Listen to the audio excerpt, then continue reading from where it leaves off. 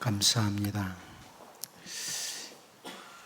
우리가 사도신경을 할 때 이게 질문하고 대답하고 하니까 어떤 분이 그렇게 바꿔서 해도 되느냐고. 그런데 여러분, 바꿔서 해도 됩니다. 사도신경은 기도문이 아니에요. 기도문이 아니고 우리의 신앙 고백입니다. 우리가 무엇을 믿느냐 하는 신앙 고백이에요. 그것을 이렇게 요약해 놓은 거거든요. 근데 가끔 성도들이 사도신경을 마치 불교로 따지면 연불 외우듯이 주문 외우는 것처럼 전능하사 천지를 만드신 하나님 아버지를 내가 믿사오며 이렇게 하는 사람들이 있는데, 사실은 하나하나 고백을 담고 해야만 됩니다. 고백을 담고 해야 돼요. 그래서 여러분이 아시는지 모르겠지만 낮 예배 시간에도 사도신경을 우리가 고백할 때 PPT를 띄워드려요. 보신 분 있습니까? 다 눈 감고 이렇게 하느라고 못 봤어요? 왜 띄워주느냐? 저는 사실 보고 읽어요. 왜 그러냐? 그냥 주문 외우듯이 외우는 게 아니라 하나님, 내가 이거 믿습니다. 내가 이걸 믿습니다. 이렇게 하는 거예요. 그러니까 여러분, 사도신경을 할 때는 내가 이 신앙을 가지고 있습니다. 이렇게 믿습니다. 이런 고백으로 하는 거기 때문에 제가 이렇게 질문과 대답으로 바꿔도 그 내용이 다 들어가 있죠? 아무런 문제 없습니다. 주님 가르쳐 주신 기도도 사실 마찬가지예요. 그냥 그 주문 외우듯이 그대로 외우라 이런 의미가 아니에요. 그런 의미가 아니고 이런 내용으로 기도를 해라 이런 거예요. 그러니까 여러분이 주기도문을 하시든 사도신경을 하시든 성경 앞에 펼쳐놓고 이렇게 딱 차분히 하는 것도 중요하고, 아니면 이렇게 PPT를 띄워놓으면 우리가 다 같이 바라보면서 고백해도 괜찮아요. 근데 중요한 거는 그냥 그거 쭉 읽고 지나가는 게 아니라 고백하는 게 중요한 거예요. 전능하사 천지를 만드신 하나님 아버지를 내가 믿습니다. 그 아들 예수 그리스도를 내가 믿습니다. 그 믿는다는 고백을 잘 해야 되는 겁니다. 그러니까 혹시 여러분 중에 계속해서 목사님 왜 그러지? 왜 사도신경을 질문과 대답으로 바꿔서 해? 저렇게 마음대로 바꿔도 돼? 그런 분들은 오해가 없길 바랍니다. 그걸 그대로 하라는 게 아니고, 우리의 신앙의 선진들은 그렇게 믿었다고 신앙 고백을 했어요. 그거 믿는 것 때문에 고난을 당하고 핍박을 받았어요. 그거 외웠다고 받은 게 아니고 그대로 믿는다고 말했기 때문에, 난 이렇게 믿어요. 그랬기 때문에 여러분, 그렇게 믿으면서 고백을 하는 것이 더 중요합니다. 혹시 아직도 속으로 꿍하고 목사님 왜 저렇게 질문과 대답으로 하는 사람 이제는 없기를 바랍니다. 혹시 여기 안 참석한 사람들에게도 알려주세요. 그래서 사도신경 띄워주면은 그거 보고 해도 괜찮아요. 보고 정확히 외운다고 외우다가 틀리고 그러지 말고 잘 제대로 고백하는 게 더 중요합니다. 말씀 보겠습니다. 예수님께서 유대인들에게 요한복음 8장 56절을 통해서 너희 조상 아브라함은 나의 때 볼 것을 즐거워하다가 보고 기뻐하였느니라, 이렇게 예수님이 말씀을 하십니다. 믿음의 조상 아브라함이 바로 메시아 때를 바라보고 있었다. 우리 주 예수님의 때를 바라보았다. 이렇게 예수님이 설명을 하죠. 주님의 그 놀라운 말씀을 도무지 이해할 수 없었던 유대인들은 돌을 가지고 예수님을 치려고 했어요. 이해를 못하니까.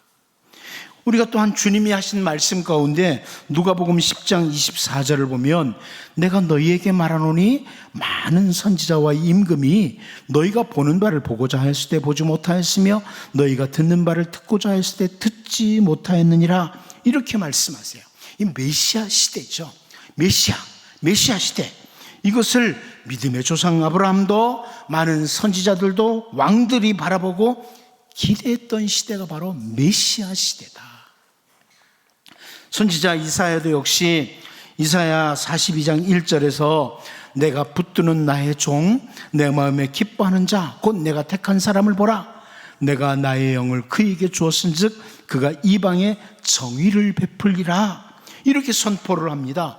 공동번역이 이렇게 번역해 줬어요. 여기에 나의 종이 있다. 그는 내가 믿어주는 자, 마음에 들어 뽑아세운 나의 종이다. 그는 나의 영을 받아 문 민족에게 바른 인생길을 펴주리라. 메시아 시대를 바라보는, 예수님 시대를 바라보고 있는 거예요. 메시아 시대, 우리의 구주이신 예수 그리스도 시대에 일어날 일들을 선지자 이사야를 통해서 선포해주고 있는 거죠. 선지자들을 통해서 선포된 메시아 시대에 관한 선포를 지금 이 시간 다 살펴볼 시간이 없죠. 한 절만 더 보면 이사야 42장 4절 말씀입니다. 그는 쇠하지 아니하며 낙담하지 아니하고 세상에 정의를 세우기에 이르리니 섬들이 그 교훈을 앙망하리라. 이렇게 선포합니다. 자, 이 구절 세번역 성경 이렇게 번역했어요. 그는 쇠하지 않으며 낙담하지 않으며 끝내 세상에 공의를 세울 것이니 먼 나라에서도 그의 가르침을 받기를 간절히 기다릴 것이다. 먼 나라에서도, 단순히 이스라엘만이 아니라 모든 나라 백성들이 주님의 가르침을 받는 메시아 시대, 예? 이스라엘만이 아니라 모든 나라 사람들이 주님의 가르침을 받는 메시아 시대를 선지자 이사야가 이미 선포해주고 있는 겁니다. 오늘 본문 말씀을 통해서 선지자 미가도 역시 메시아 시대에 일어날 일을 선포해주는 이걸 보면서 사실 오늘 우리는 메시아 시대를 살고 있죠. 이 시대를 살고 있는 우리들이 살아야 할 삶, 이것도 역시 살펴보는 귀한 시간이 되기를 바랍니다. 첫 번째는 많은 이방 사람들이 모이는 여호와의 산에 대해서 설명합니다. 많은 이방 사람들이 모이는 여호와의 산이라. 우리 본문 2절 다시 한번 같이 읽어보도록 하겠습니다. 봅니다. 시작. 곧 많은 이방 사람들이 가며 이르기를 오라 우리가 여호와의 산에 올라가서 야곱의 하나님의 전에 이르자. 그가 그의 도를 가지고 우리에게 가르칠 것이니라. 우리가 그의 길로 행하리라 하리니 이는 율법이 시온에서부터 나올 것이요 여호와의 말씀이 예루살렘에서부터 나올 것입니다. 아멘. 여러분, 이 구절을 세번역 성경으로 다시 한번 보면요, 이렇게 번역했어요. 민족마다 오면서 얘기를, 자 가자, 우리 모두 주님의 산으로 올라가자. 야곱의 하나님이 계신 성전으로 어서 올라가자. 주님께서 우리에게 주님의 길을 가르치실 것이니 주님께서 가르치시는 길을 따르자 할 것이다. 율법이 시온에서 나오며 주님의 말씀이 예루살렘에서 나온다. 이렇게 번역을 해줬습니다. 그러니까 하나님께서 아브라함을 갈대아 우르에서 불러내셔서 하나님이 지시하는 땅으로 이끄셨습니다. 그 아브라함이 99세가 되었을 때 하나님은 창세기 17장 4절을 통해서 보라, 내 언약이 너와 함께 있으니 너는 여러 민족의 아버지가 될지라 그럽니다. 여러 민족의 아버지가 된다. 이름까지 바꿔주시면서 하신 말씀이에요. 이스라엘 백성들은요, 자기들은 거룩한 성민이다, 선택받은 선민이다 이러면서 다른 이방 나라 사람들은 개처럼 취급을 했습니다. 그런데 하나님께서는 이미 모든 민족이 돌아오도록 하고자 하시는 계획을 가지고 계셨던 거예요.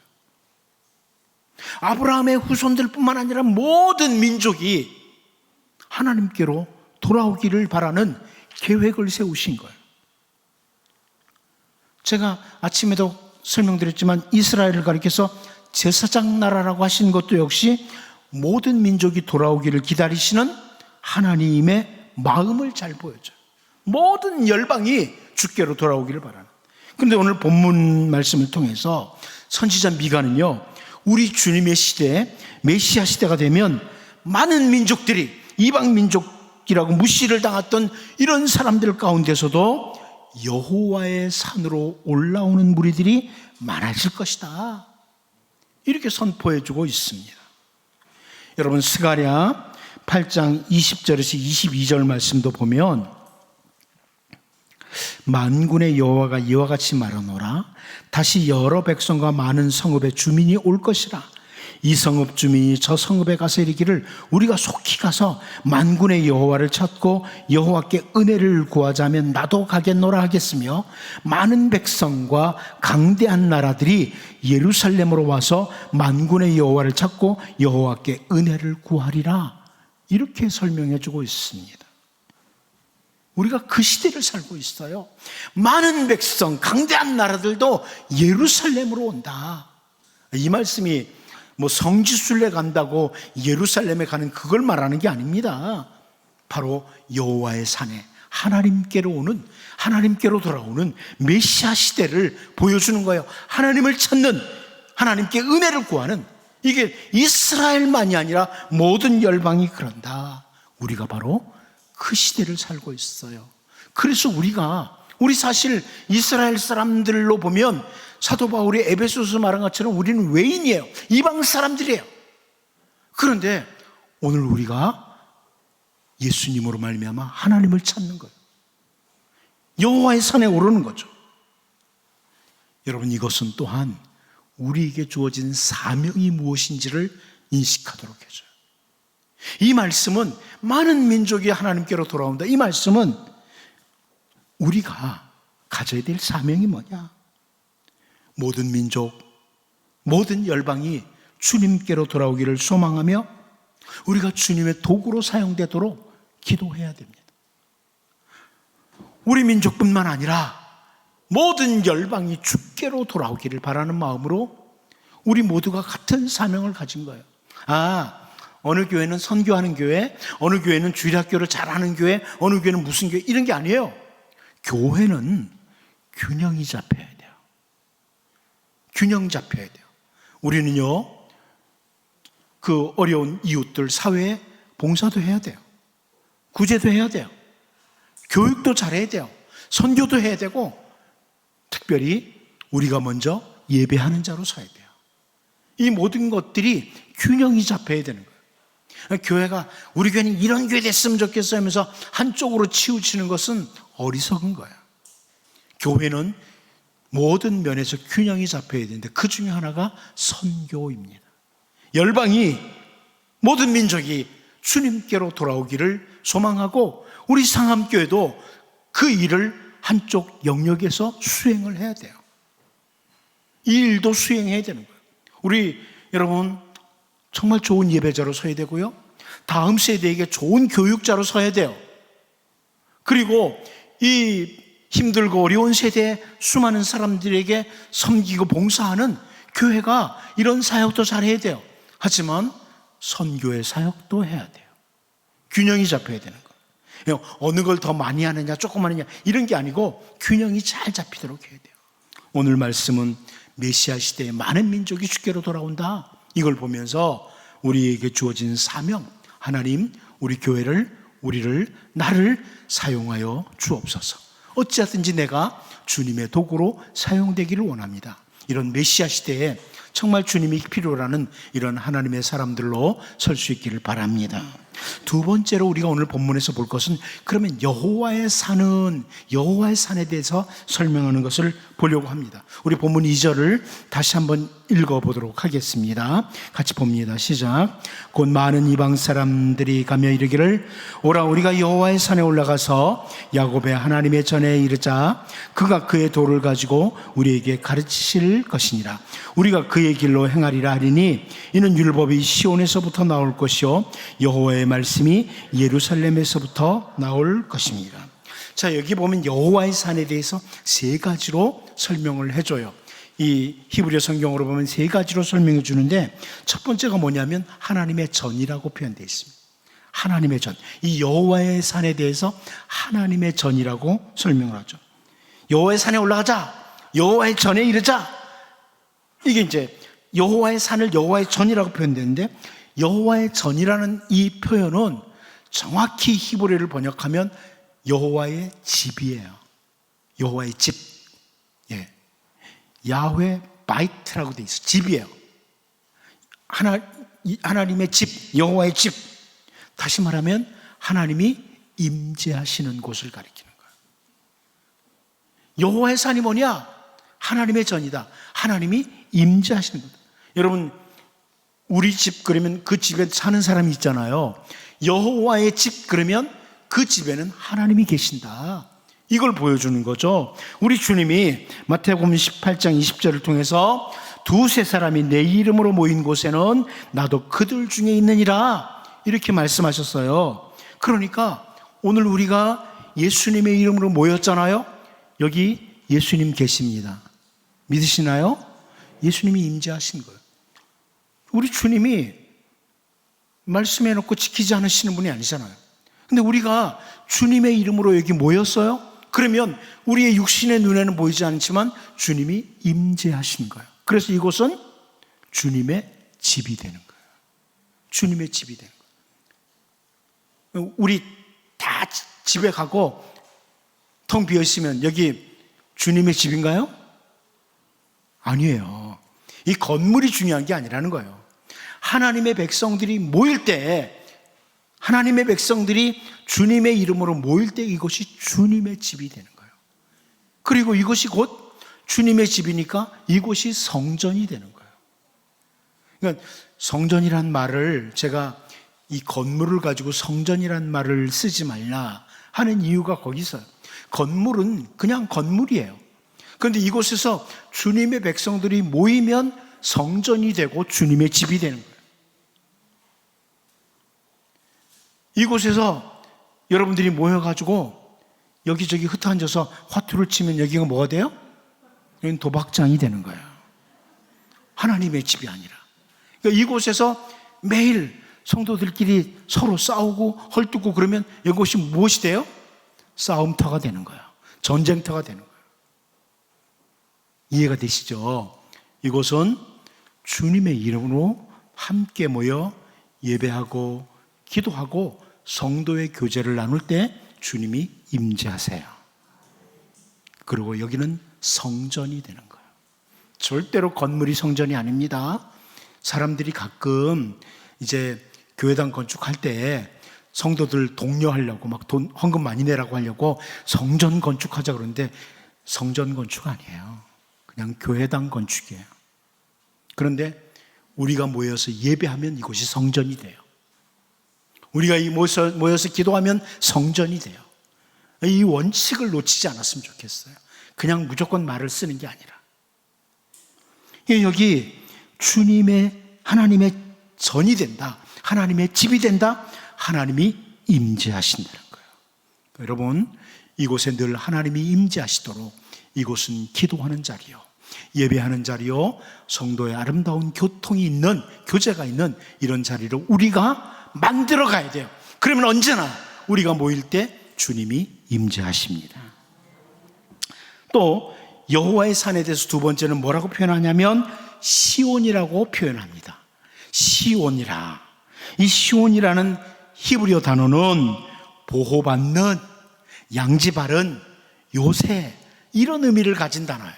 시온이라는 단어는 보호를 받는 곳이다, 양지바른 곳이다, 요새라 이런 의미를 가지고 있어요. 결국 이 표현은 뭐냐면 하나님의 백성들이 모일 때 그곳은 하나님의 보호가 있는 곳이다.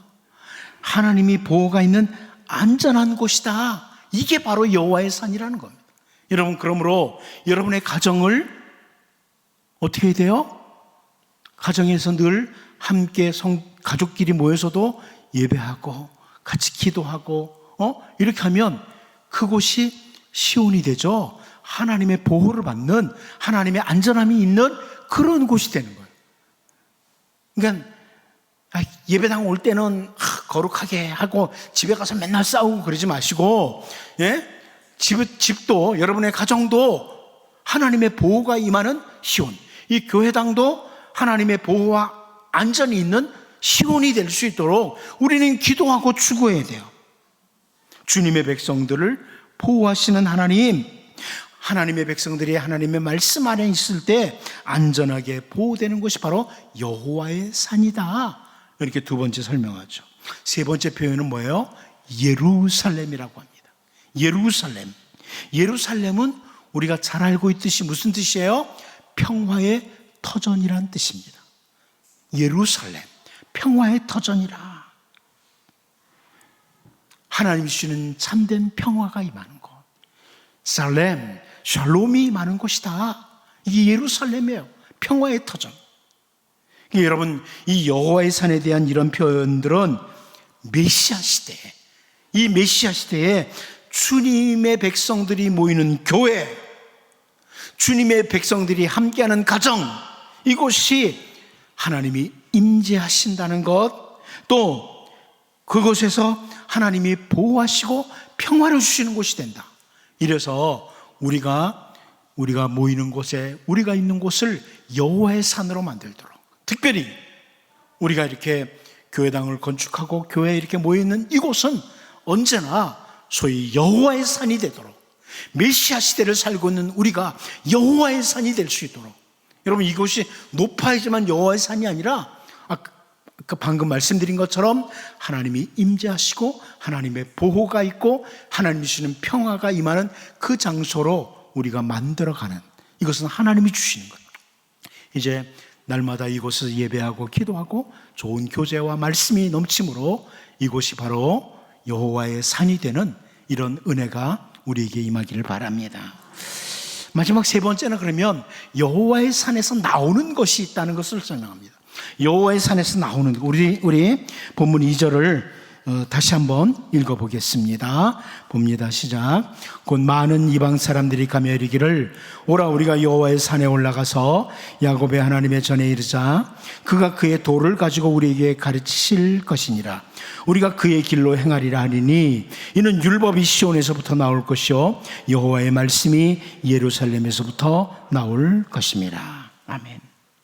자, 여호와의 산에서 이방 민족을 비롯해서 많은 백성들이 올라갈 때 거기로부터 나오는 것이 있다. 이게 선지자 미가의 설명. 여호와의 산으로부터 나오는 것. 우리가 이곳 예배당을 여호와의 산이 되도록 할 때, 우리의 가정을 여호와의 산이 되도록 할 때 거기로부터 나오는 게 있다. 여호와의 산에 이르면 그의 도를 가지고 가르치심으로 우리가 그의 길로 행하게 된다. 이게 첫 번째. 그의 도를 가지고 가르치심으로 그의 길로 행하게 된다. 여기 그의 길로 행한다. 이 길이라는 단어, 데렉이라는 단어는요, 길, 태도, 방식이라는 뜻이에요. 그러니까 결국 하나님의 백성으로서의 행할 길, 하나님의 백성의 삶의 태도, 삶의 방식이 무엇인지 나와야 된다는 거죠. 이것은 교회가 수행해야 될 사명이고, 온 성도들은 말씀을 따라 행할 길, 삶의 태도와 방식을 가지고 그 길을 따라 걸어가는 것, 이게 정말 중요하다는 거예요. 여러분, 우리가 예배당에 오면 함께 모일 때 우리 가운데서는요, 소위 이 여호와의 도가 나타나야 돼요. 여호와의 도가 나타나고, 그래서 행할 길을 따라가야 돼요. 그렇게 변화되어야 되는 거예요. 이 예배당에 와서 너무 재밌는 얘기 들었어, 이런 게 아니에요. 이곳에서는 하나님의 도가 선포되어야 되는 거예요. 그래서 성도들이 살아야 될 길, 행할 길, 삶의 태도, 삶의 방식이 바뀌어져야 돼요. 그래야 이 여호와의 산에서의 이루어져야 될 일들이 이루어지는 거예요. 여러분, 어떤 설교학자가 설교는 강단에서 목사가 시작하고 설교는 성도들이 일주일 동안 사는 동안에 완성된다, 이렇게 말을 했습니다. 무슨 말인지 아시겠어요? 목사가 설교를 했어요. 요 문 밖에 나가면서 오늘 설교가 뭐였지? 제목도 생각이 안 나네? 이게 아니고 그 말씀을 삶으로 나타내기 시작할 때, 삶으로 나타나면 설교가 완성되는 거라는 거예요. 여러분도 말씀으로 살아나갈 때 설교가 완성된다는 거. 설교는 목사 혼자 하는 게 아닙니다. 이걸 기억하셔야 돼요. 도가 선포되고 그 도를 따라 행할 길을 따라 살아야 되는 거예요. 말씀 따로 삶 따로가 되면 이것은 완벽하지 않은 거예요. 완전하지 않은 거예요. 여기 분명히 그의 도를 가지고 가르치시고 우리가 그의 길로 행하리니 이렇게 말씀하잖아요. 이게 여호와의 산에서 이루어질 일이에요. 가정에서도 저는 마찬가지라고 생각해요. 가정에서 같이 하나님의 말씀 같이 나누고 말씀 따라 삶을 살아낼 때 그것이 바로 하나님의 산과 같이 하나님의 산으로 역사를 하는 거죠. 그리고 두 번째는 여호와의 산에서 무엇이 나오느냐? 율법이 나온다고 합니다. 이 율법이라는 단어는 히브리어로 토라예요. 토라. 율법이 나온다. 예. 세상 나라의 법이 아니라 하나님의 백성이 지키고 따라야 될 하나님 나라 법이 나와야 된다는 거예요. 여러분, 우리는 물론 대한민국이라는 나라에 살기 때문에 세상 나라 법도 따라야 돼요. 그러나 하나님 나라 법을 따라야 될 사람들이 이게 토라예요. 말씀 따라 살아야 된다. 말씀의 법, 하나님 나라의 법을 따라 살아야 된다. 세 번째 비슷한 것 같지만 하나님 여호와의 말씀이 나온다고 합니다. 이게 무슨 말이에요? 인간의 말이나 세상의 말이 아니라 하나님의 말씀이 나오는 곳이 되어야 된다. 그러니까 여러분 같이 그래도 최소한 교회당에 모이면 교회에서 같이 모였을 때 좀 전에 그 점심 드시고 주로 무슨 얘기 나눴는지 잘 모르겠지만 좀 같이 말씀 나누고 이런 것이 정상적이에요. 오늘 낮에 목사님이 이런 설교를 했는데 그 말씀 따라 우리가 살기 위해서는 어떻게 해야 될까? 좀 이런 이야기를 나누는 게 정상이에요. 무슨 얘기 했어요? 네? 무슨 얘기 하다가 오셨어요? 한두 시간 동안 말씀이 나눠져야 돼요. 물론 이 강단에서도 다른 이야기 아니에요. 하나님의 말씀이 선포돼야 돼요. 저도 이 재밌는 얘기 잘 할 수 있어요. 잘해요. 그런데 안 해요. 왜 그러냐면 여러분 훈련을 위해서. 그냥 성경만 전하고 싶어요. 말씀만 전하고 싶어요. 그리고 그걸 여러분들이 나눠야 돼요. 워낙 강단이 흐려져서. 여러분 메시아 시대에 바로 이런 것들이 나와야 된다. 여호와의 산에서.